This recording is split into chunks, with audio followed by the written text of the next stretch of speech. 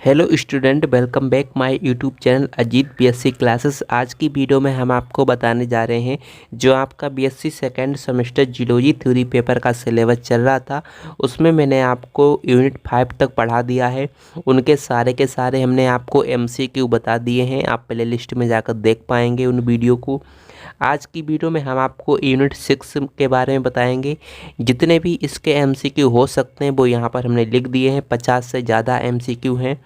और यूनिट 6 का जो आपका नाम है सर्कुलेशन एंड एक्सक्रीशन है, इसके हम सारे के सारे एमसीक्यू यहाँ पर देख लेंगे और इससे संबंधित आपको कोई सा भी डाउट नहीं रहेगा। तो चलिए समझते हैं एक एक करके।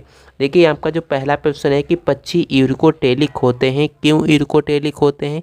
इसलिए यूरिकोटेलिक होते हैं क्योंकि ये पक्षी जो होते हैं पानी जो होता है वो कम पीते हैं, इसीलिए ये यूरिकोटेलिक होते हैं। इनके अंदर क्या होता है, जल व्यय नहीं होता है, यानी कि जल जो होता है वो खर्च नहीं होता है, इसीलिए कैसे होते हैं, यूरिकोटेलिक होते हैं। ठीक है, तो पहला आपका ये वाला ऑप्शन सही है। और दूसरा आपका यहाँ पर क्वेश्चन दिया गया है कि कार्बोनिक एनहाइड्रेज क्या होता है। कार्बोनिक एनहाइड्रेज जो होता है एक एंजाइम होता है।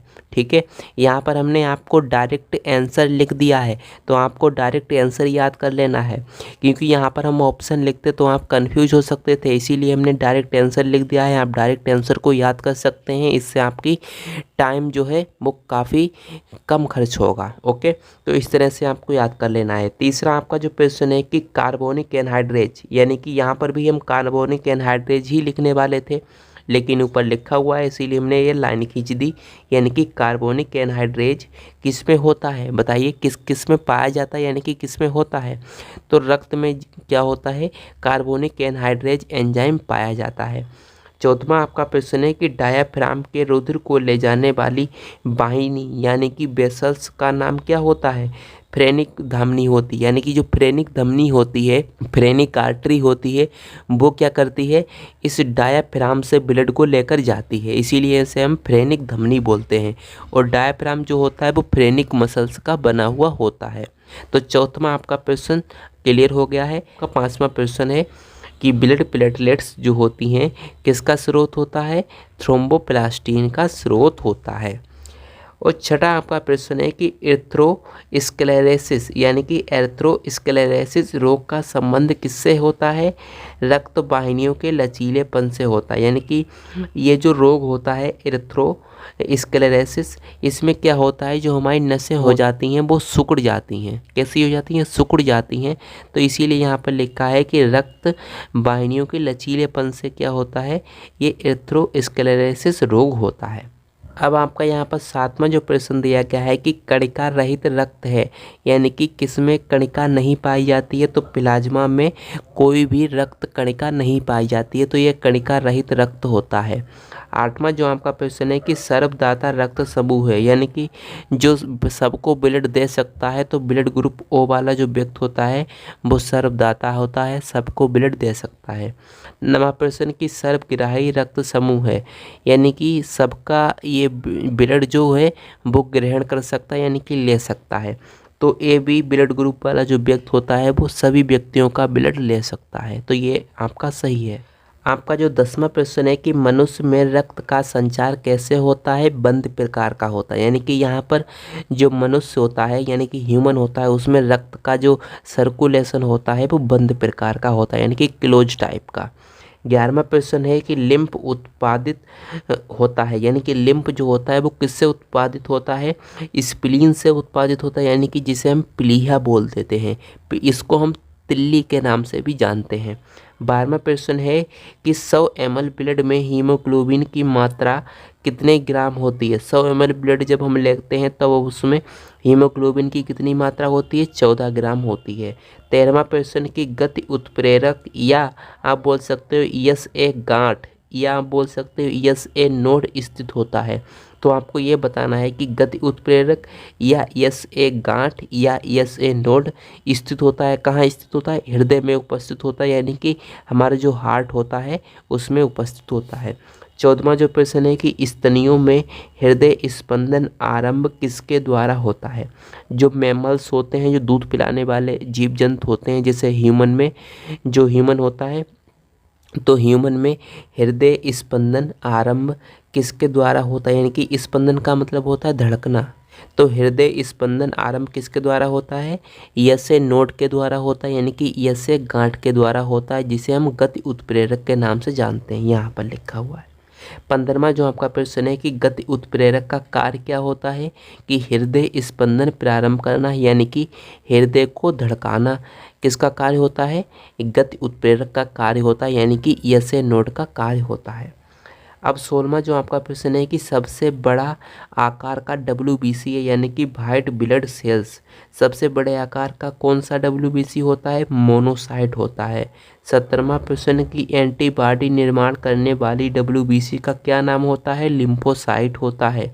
18वां प्रश्न की विषैला उत्सर्जन पदार्थ NH3 होता है, यानी कि अमोनिया होता है, किससे निकलता है, यानी कि ये किससे निकलता है, अमोनिया जो उत्सर्जन होता है वो किससे निकलता है, मनुष्य से निकलता है। ठीक है, ये ऑप्शन आपका बिल्कुल सही है और ये ऑप्शन आपके गलत हैं। 19वां आपका प्रश्न है कि हेनरी लूप पाया जाता है, हेनरी लूप जो होता है वो नेफ्रॉन में पाया जाता है। और 20वां आपका प्रश्न है कि हेनले लूप, यहाँ पर भी हेनले लूप लिखा और यहाँ पर भी हेनले लूप लिखा, इसीलिए हमने लाइन खींच दी। तो हेनले लूप जो होता है इसका कार्य क्या होता है, पहला है कि मूत्र उत्पादन करना, दूसरा है मूत्र को रास्ता प्रदान करना, तीसरा है कि जल संरक्षण करना और चौथा है कि रक्त छानना। तो जो हेनले का लूप होता है ये किसका कार्य करता है, ये जल को संरक्षित करता है, यानी कि जल को इकट्ठा कर लेता है, अवशोषित कर लेता है। 20वां आपका प्रश्न ये है। और 21वां आपका प्रश्न है कि ग्लोमुलर फिल्ट्रेशन रेट, यानी कि ग्लोमुलर फिल्ट्रेशन निस्पंदन दर क्या होती है, 125 ml पर मिनट, यानी कि जो नेफ्रॉन होता है वो किसको छानता है, रक्त को छानता है और 125 ml पर मिनट की दर से छानता है, इसे हम फिल्ट्रेशन रेट बोल देते हैं। तो ये आपको पता होना चाहिए कि ग्लोमुलर फिल्ट्रेशन रेट क्या होता है, 125 ml पर मिनट होता है, यानी कि 125 ml ब्लड को 1 मिनट में छान देता है। और 22वां आपका प्रश्न है कि किडनी, जिसे हम हिंदी में वृक्क बोल देते हैं, तो इसमें जल का पुनः अवशोषण किस हार्मोन से नियंत्रित होता है। तो किडनी में जल का पुनः अवशोषण यानी कि दोबारा अवशोषण किस हार्मोन से नियंत्रित होता है, ADH हार्मोन होता है, उससे नियंत्रित किया जाता है। 23वां जो आपका प्रश्न है कि यूरिक अम्ल के निर्माण में भाग लेने वाला एंजाइम कौन सा होता है, हेक्सोकाइनेज एंजाइम होता है।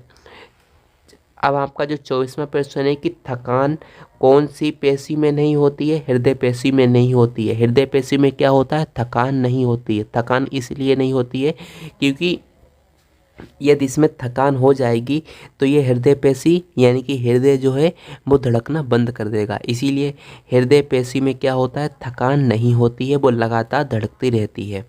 ठीक है। 25वां आपका प्रश्न है कि हृदय पेशी ऐच्छिक होती है या अनैच्छिक होती है। ऐच्छिक कहने का मतलब हमारे कंट्रोल में होती है, अनैच्छिक कहने का मतलब हमारे कंट्रोल में नहीं होती है। तो हृदय पेशी जो होती है वो हमारे कंट्रोल में नहीं होती है, यानी कि अनैच्छिक होती है, हम उसे रोक नहीं सकते। हृदय धड़क रहा है, हम इसे रोक नहीं सकते, इसीलिए ये अनैच्छिक होता है। 26वां प्रश्न की प्लेटलेट्स में नहीं पाया जाता है। जो प्लेटलेट्स होती हैं उसमें क्या नहीं पाया जाता है, केंद्रक नहीं पाया जाता है, माइटोकॉन्ड्रिया नहीं पाई जाती है और गाल्जी बॉडी या गाल्जी काय नहीं पाया जाता है। तो ये सभी ऑप्शन आपके सही हैं, यानी कि ये जो हैं केंद्रक है, माइटोकॉन्ड्रिया है और गाल्जी काय होता है, ये तीनों नहीं पाए जाते हैं किसमें, प्लेटलेट्स में।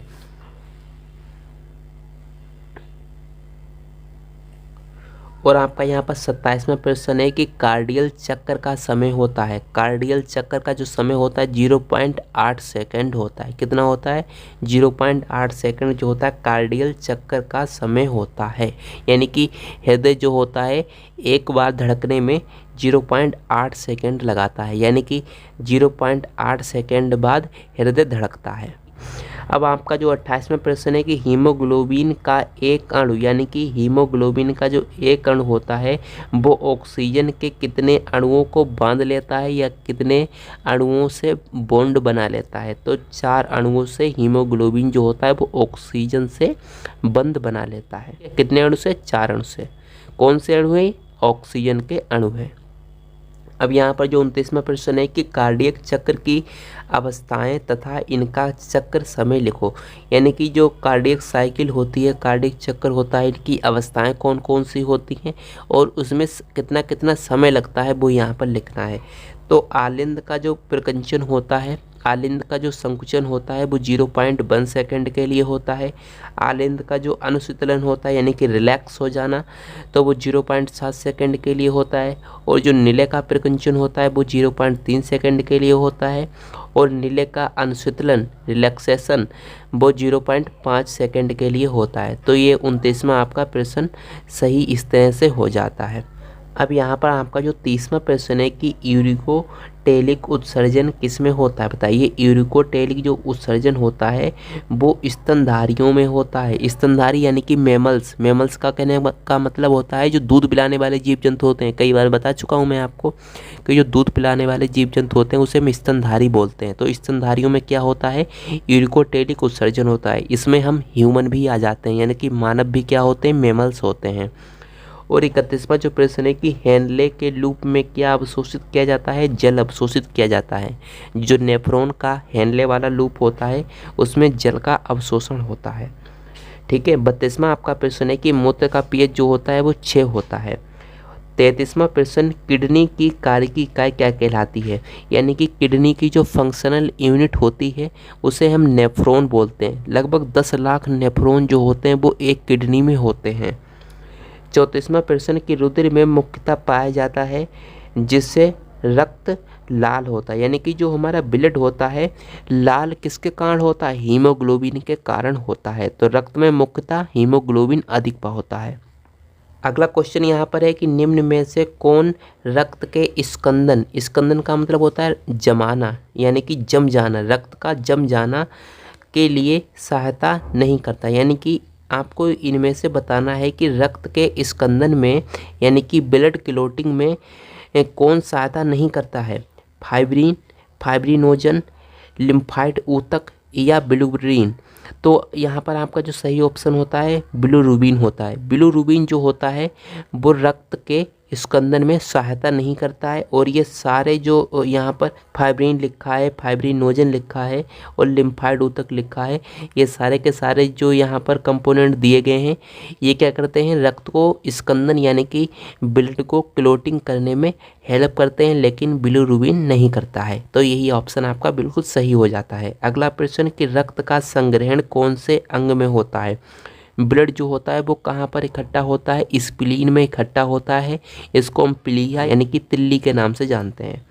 37वां प्रश्न कि हृदय की आंतरिक परत का नाम होता है एंडोकार्डियम। हृदय में कितने कक्ष होते हैं, 4 कक्ष होते हैं, यानी कि 4 भाग होते हैं। अगला प्रश्न कि किडनी यानी कि वृक्क का मुख्य कार्य क्या होता है, अल्ट्रा फिल्ट्रेशन होता है और वर्णात्मक अवशोषण होता है। यानी कि ये अपना अवशोषण जो होता है अलग अलग भागों में करती है, इसीलिए इसे हम वर्णात्मक अवशोषण बोल देते हैं।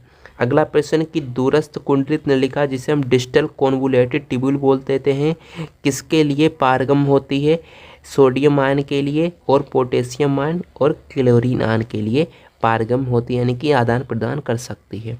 41वां आपका प्रश्न है कि शरीर में जल व लवण की मात्रा का नियमन कहलाता है, ओस्मो रेगुलेशन कहलाता है। ठीक है, क्या कहलाता है, ओस्मो रेगुलेशन कहलाता है।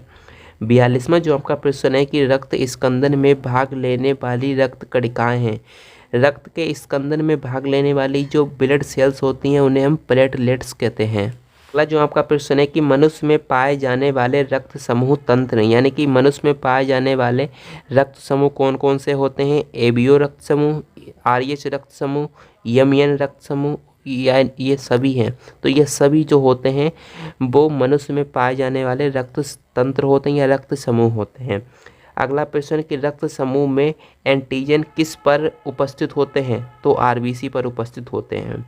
रक्त होता है, रक्त क्या होता है, कोशिकीय रचना होती है, ऊतकीय रचना होती है, अंगीय रचना होती है, इनमें से कोई नहीं। तो ऑप्शन आपका हो जाएगा सही, ऊतकीय रचना होती है। रक्त जो होता है एक ऊतकीय रचना होती है।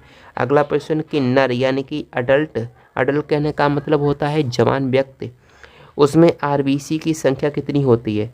तो जो पुरुष होता है, पुरुष यानी कि नर में आरबीसी की संख्या कितनी होती है, 5 मिलियन होती है। अगला प्रश्न कि किडनी द्वारा निर्मित हार्मोन कौन सा होता है, इरिथ्रोपायोरिन होता है। अगला प्रश्न कि थक्के बनने से कौन रोकता है, हिपेरिन रोकता है। ये हमारे ब्लड में पाया जाता है ताकि थक्का न जम पाए। अगला प्रश्न की है कि मानव का हृदय होता है, मानव का जो हृदय होता है वो कैसा होता है, मायोजेनिक होता है। तो ये ऑप्शन आपका सही है, न्यूरोजेनिक नहीं होता, ये गलत है। अगला प्रश्न जो होता है रीनल पोर्टल सिस्टम अनुपस्थित होता है। रीनल पोर्टल सिस्टम जो होता है वो स्तनधारी में अनुपस्थित होता है, यानी कि मानव में अनुपस्थित होता है। अगला प्रश्न कि आरबीसी का कब्रिस्तान कहा जाता है, किसे कहा जाता है, प्लीहा को कहा जाता है, जिसे हम स्प्लीन कहते हैं। आरबीसी का कब्रिस्तान कहने का मतलब होता है कि आरबीसी जो भी टूट जाती हैं, जो भी ख़त्म हो जाती हैं या जो भी नष्ट हो जाती हैं वो स्प्लीन में चली जाती हैं, जिसे हम हिंदी में प्लीहा बोलते हैं। डब्ल्यूबीसी का जीवन काल कितना होता है, 10 दिन से कम ही होता है। अगला प्रश्न कि आरबीसी का जीवन काल कितना होता है, 120 दिन तक आरबीसी जीवित रहती है। अगला प्रश्न कि किडनी में उपस्थित नेफ्रॉन की संख्या कितनी होती है, 10 लाख होती है। तो ये 54 प्रश्न है जो कि हमने बता दिए हैं। ये BSc second semester geology theory paper की जो यूनिट 6 है, सर्कुलेशन एंड एक्सक्रीशन, इसके हमने यहाँ पर 54 एमसीक्यू बता दिए हैं। यदि परीक्षा में पूछे जाएंगे प्रश्न तो यहीं से पूछे जाएंगे, इससे बाहर नहीं पूछे जाएंगे, क्योंकि यहाँ पर हमने काफ़ी ज़्यादा क्वेश्चन आपको बता दिए हैं। यदि आप सारी वीडियो देखना चाहते हैं, प्लेलिस्ट में जाइए, सारी वीडियो को देखिए।